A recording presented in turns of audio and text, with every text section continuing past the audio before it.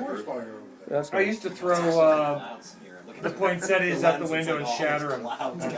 And Thanksgiving, he thought, oh well, we'll do it. On Los Altos. So he said, I'm going to free the cranberry sauce. So he did. He opened the window and he tossed out the cranberry sauce, hit the street, went splat. The crackheads on the street went, ooh, Thanksgiving. that's cool. Thanksgiving. So we've done it every year. Since what year?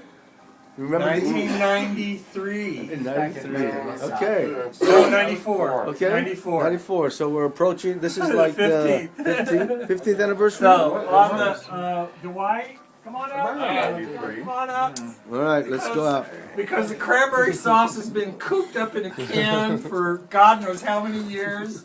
We bring the cranberry sauce outside Oh yeah, and then we and we free the cranberry sauce. So you say something appropriate about freeing cranberry sauce that's been, and then toss it. Going for distance? You just go straight up because that way we can get a good pan on it. Throwing the whole plate. We free the cranberry sauce and the nature with it is given. Be free cranberry sauce. Be free. Be free.